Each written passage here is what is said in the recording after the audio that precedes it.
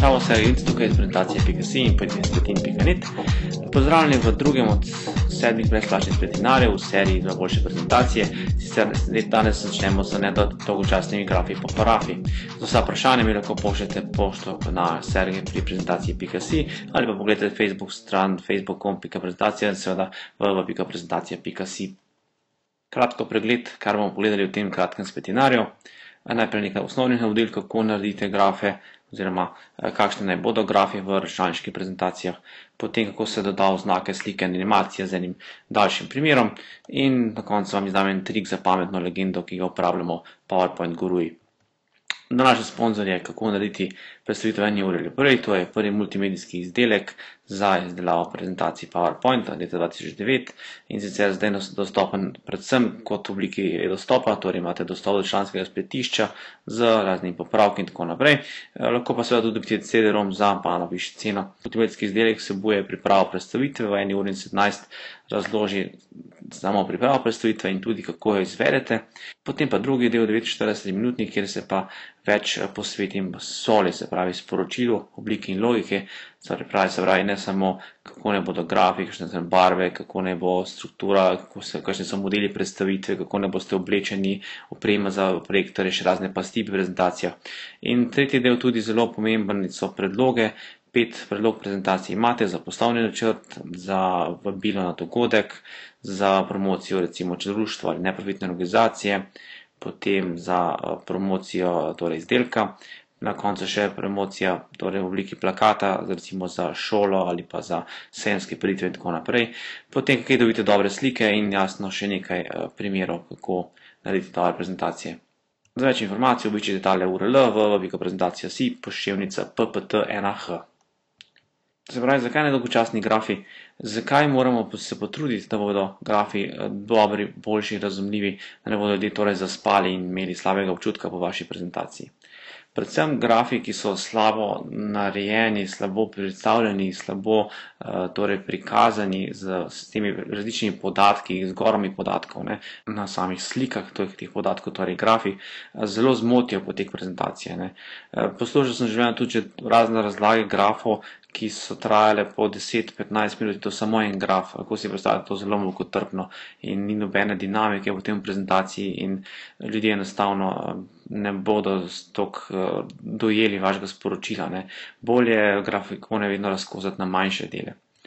Jasna predstavitev seveda odpade pri takih grafih, saj hočete dejansko z grafom bolje predstaviti tiste številčne podatke, ki so težje razumljivi, ki so težko predstavljivi in so precej lažje recimo v obliki razmerij dostopni, naprimer v tortičnem diagramu. In jasno, na ta način tako lažje razumemo te podatke, lažje razumemo razmerja med njimi in lažje razumemo tudi, zakaj je pomembno, da jih analiziramo in kaj moramo narediti bolje v prihodnosti zaradi teh podatkov. Recimo, kar en primer bomo dali, morate se pa tudi na razmerje, tole je z nekega poročila v neki šoli, ni pomembno katera, ampak ta graf nam dejansko skoraj ne pomeni, nam ne omogoča neke velike primerjave, ker so razlike na tako prikazanem grafu zelo male. Preprosta rešitev je samo, da spremenite legendo, torej spremenite razmerje, odkot se ne prikazuje graf. In namesto od 0 do 5 je veliko bolje, da začnete pri 4, kot vidite so vsa vrednost večja kot 4 in z nekaj kratkimi izboljšavami je ta graf precej boljši, čeprav se nisem potrudil, jaz sem še toliko, koliko se za plačljive prezentacije. Na kratko komentiram, kaj sem spremenil. Delo predavateljev, tu nikaj naslov so enak. Tukaj, kot vidite, sem tole vse pobrisal. Ne potrebujete vseh teh raznih številčnih enot, zato ker boste dali podatkovne oznake v posamezne vrednosti teh polj. In ko ste videli, sem pustil tele vrednosti enake barve, medtem ko 2, ki izstopata, sem pa spremenil tudi barvo. Tudi zelo preprosto, desni klik, sekundarni klik miške in spremenite potem samo zapolnitev tega polja. Tako da tukaj je zelo pomembno za tole predstaviti teh podatkov, predvsem to, da se dve kategoriji značilno razlikujete od drugih in razložite potem pri sami prezentaciji, zakaj se razlikujete in zakaj se je tako zgodilo. Pa en trik smo mali, seveda tukaj, če ste videli, v samem temne spodnje podlage sem rekel, da ne bo transparentna in sicer mislim, da sem izbral kar 90% transparence, tako da se dejansko skoraj čisto popolnoma vidi skozi. Tisto, kar pa želimo videti, v glavnina tega grafikona je pa seveda svetlejša, se loči od ozadja in zato tudi bolj pade v oči, kot rečemo, in bo potem bolj sporočila tisto, kar želite predstaviti vašemu občinstvu. Oblika podatkov, predvsem ne izmišljujte si dodatnih dimenzij v grafih. Če recimo predstavljate samo podatke o prodaji na določenem času, pa določeno številčno vrednost, potem sta to samo dve dimenziji. Logično je, da bi to samo črtice ali samo delice ali samo točke v grafikonu, ampak ljudje smo pač raje, nekako smo se sprejeli te stolpične diagrame, ki imajo mogoče malo debeline zraven, dodatno dimenzijo skoraj, ampak dobro, seveda lahko to uporabite in mogoče to nekako najbolj razširjena oblika grafov. Ne izmišljujte si v neki dodatni dimenziji, ki jih potem v samem podatkih ni, to bomo potem malo kasneje pogledali. Bodite ustvarjalni, namesto da bi prilagodili grafikon sliki, torej da bi grafikon naredili v enem manjšem delu slike, ki jo imate čez cel ekran, mogoče razmislite obratno, da bi potem grafikon prilepili čez neko veliko sliko, se pravi grafikon povečate in na ta način zelo bolj naredite razumljivo vaše podatke in vaš graf. In vse skupaj bomo tole pogledali na primeru Pica kraljico, ki je prav iz tistega omenjenega multimedijskega izdelka. No, recimo, da imate takele podatke za prodajo leta 2014 in vaša pizzerija se imenuje Pica kraljica, največji konkurent ima dejansko več kot polovico trga, vi ste pri 30,6%, vsaj drugi pa imajo 20,4% trga. To je zanimivo, ampak že te številke in decimalke so za ljudi že težje razumljive, čeprav za tiste, ki imajo radi te finančne podatke, so še prebavljivi, medtem ko to lahko naredite veliko bolj privlačno za uporabo grafov.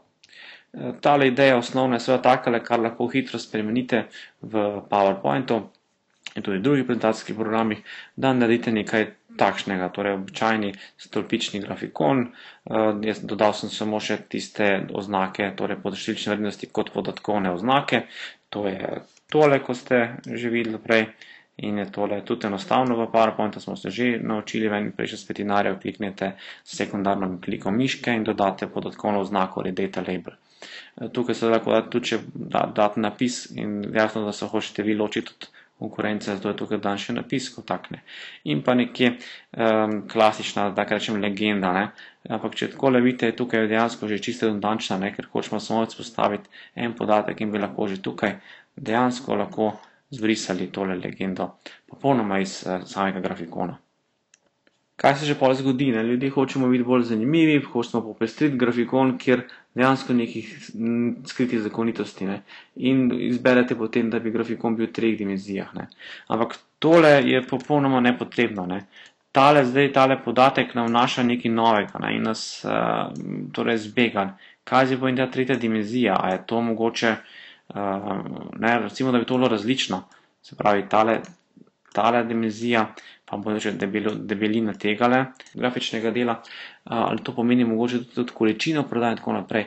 Skratka, to je potem tisto, kar moti in ljudje si spet začnemo zamišljati dodatno dimenzijo, interpretirati dodatne podatke, samega sporočila pa nekatere zaradi takšnega prikaza ne bodo sprejeli. Tako da to vam odsvetujem in tega ne pošiljate samo zaradi neke nepredvidene, lepše oblike, dejansko samo zbega in ostanite na 2 dimenzijah oziroma toliko dimenzije, kot jih porabite za vašo predstavitev podatkov. No, in ker gre dejansko za delež na trgu, je mogoče bolj smiselno, da uporabite tortični diagram, tortični grafikon, ki je seveda precej boljši za prikaz razmerja na določenem področju. Ali to v prodaji, ali to je v deležu na trgu, ali to mogoče v storilnosti oddelkov v proizvodnji in podobno. Ali pa delež prodaje določenega izdelka primerjavi z drugimi. In zakaj sem naredil to takole? Ker vedno hočemo izpostaviti tisto, kar nas najbolj zanima, in zato tudi poskušajte obrniti, to se da lepo narediti v prezentacijskih programih, poskušajte obrniti legendo, torej samo postavitev podatkov, da je vaš najbolj pomemben podatek na vrhu. In Kaj bi lahko s tem naredili, kot vidite, kaj sem uporabil, namesto bi delali male sličice pic, je bolje, da uporabite eno veliko sliko pice in grafikon potem date čez. In tole potem, kot vsem razlagam, bodo vsi na svetu vedeli, kaj želite predstaviti, da gre torej za delež prodaje pic na določenem trgu. In za določene podatke se splača, čeprav je fino imeti minimalno število podatkov na samem ekranu prezentacije, lahko dejansko še dodate dodatne ali grafične recimo simbole, ki vodijo oči do nekega določenega podatka, ali pa recimo tekstni zapis. In tukaj bi sigurno bil tale dober, da vsaka tretja pica bo pica kraljica. Se pravi, še bolj opisno razložite, kaj je že zdaj mogoče možno ali pa vaš trend v industriji, vaše tržni niši, in s tem dodatno podprete vaše sporočilo. Pa še nekaj, zakaj so tole zgoraj, zakaj torej trdim, da morate paziti, da imate bistvene podatke v zgornji polovici ali še bolje zgornji tretjini ekrana. Tole se zgodi, namreč občinstvo po 4., 5. vrsti, če imate dvorano, ki ima 10 ali 12 vrst in več, že ne bo videlo vseh teh informacij na spodnjem delu ekrana, na računalniškem platnu ali pa podobni površini. Zato se vedno splača bistvene podatke izpostaviti v zgornji polovici ali celo v zgornji tretjini ekrana, tako da bodo vsi videli tiste bistvene podatke, ki jih želite predstaviti. Še mogoče o barvah grafikona. Kot veste, PowerPoint uporabi potem določeno barvno shemo, ki je vezana na prezentacijo, in zato recimo bi uporabil takele barve, bi avtomatsko privzel za grafikone za to določeno prezentacijo. To pa je slabo in ni tista naravna predstavitev barv, in vse, kar lahko naredite, vsaj eno izboljšavo hitro, da spremenite barve tega grafikona tako, da greste potem recimo s svetlimi barvami na vrh, jaz bi pa recimo te dve barvi zamenjal, zato ker temnejše barve, hladne barve bolj pritiskajo na samo dno tega stolpiča in potem deluje tako grdo, prisilno, nenaravno. Vsaj tole izboljšavo bi lahko naredili. Še boljša izboljšava je pa tale. Namreč, kaj so naravne barve? Če dobro pomislite, tudi vaše oblačila so temnejše spodaj, pa svetlejše zgoraj.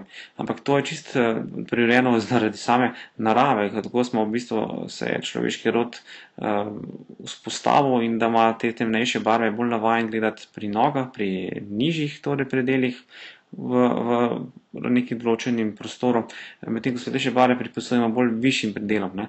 In oblačila imate vedno temnejša, bluze, srajce pa svetlejše, in tale bele barve je mogoče bolje izbrati zaradi te rjave barve, ki je barva zemlje, pa zelene, ki je barva dreves, pa modre, ki je barva neba. Tako da to bi bilo potem smiselno uporabljati pri vseh grafikonih, in kot vidite, tudi tisto pritiskanje teže barv, ker so tukaj samo bolj svetle barve, svetli odtenki pritiskajo na temnejše, tistega prisilnega občutka nimamo, ko gledamo takšne grafikone. To vam priporočam, da mislite na to, ko boste izdelovali vaše grafikone. Tole iz prejšnjega spletinarja, kaj lahko potem naredite v prezentaciji, da ni tako suhoparna, same določene podatkovne vrednosti lahko tudi animirate, in stolpiče potem lahko enostavno predstavljate enega za drugim, z vsemi tistimi, kar smo rekli, podatkovnimi oznakami, in potem lahko predstavljate dejansko en podatek za drugim in greste skozi ta grafikon tudi hitro in brez tistih vseh odvečnih legend, dodatne lahko takšen grafikon, takšen celoten ekran razložite v 1 minuti, recimo. Ideja tega je potem ta, da potem to uporabite naprej v prezentacijah. Določite dejansko, kaj želite animirati, se pravi celotne vse podatke, in imate potem dve možnosti. Prva možnost je, da animirate po posamezni seriji, in če želite razložiti dejansko rezultate po posameznih četrtletjih v tem primeru, in vas zanima tisto zbirna vrednost. V drugem četrtletju je takšna, v tretjem takšna, v četrtem takšna. Lahko pa naredite tudi obratno, se pravi spremenite animacijo iz serije v kategorije, kar pa potem pomeni, da boste najprej pregledali posamezno kategorijo po celotnem časovnem obdobju, torej ne govorimo zdaj tako časovne serije, ampak časovnem obdobju, in pogledate recimo en določen oddelek, vzhodni oddelek, ki ima takšno prodajo, da razložite, kar se je dogajalo z njim tem letu, potem pa primerjate z drugim, pa primerjate še s tretjim, in tukaj nas dejansko bolj zanima, kako se določen izdelek odreza po posameznih četrtletjih. In na koncu še pogledamo en trik PowerPoint gurujev. Kot ste že videli, nimam rad legend, ker če lahko izraste vse na grafikonu, lahko legendo enostavno odpravite ravno zaradi tega, da ljudje ne begajo torej z očmi in da pol ne gledajo najprej legende, potem pa grejo nazaj na graf, vsi potem to morajo razlagati vse skupaj in je težko. In kar lahko naredite enostavno, da dodate takšne male kvadratke. Če pogledate, dodate enostavno samo eno obliko, kvadrat, naredite enostavno polnilo, tako kot je tale številčna vrednost, ki jo želite predstaviti, torej tale kategorija, katero predstavlja, in date še animacijo, nek efekt, recimo, da se od leve proti desni celotno odvije. In potem razložite posamezne dele grafikona, recimo za ta sever, pa za zahod in za vzhodni oddelek, in je tole zelo potem profesionalno deluje v primerjavi z tistimi legendami, ki jih mladi težko sploh poravnate na samem ekranu, poravnate za samo legendo. Tole je pa razumljivo in dejansko takoj ljudje vidijo podatek in opis tega podatka tam, kjer se dejansko nahaja.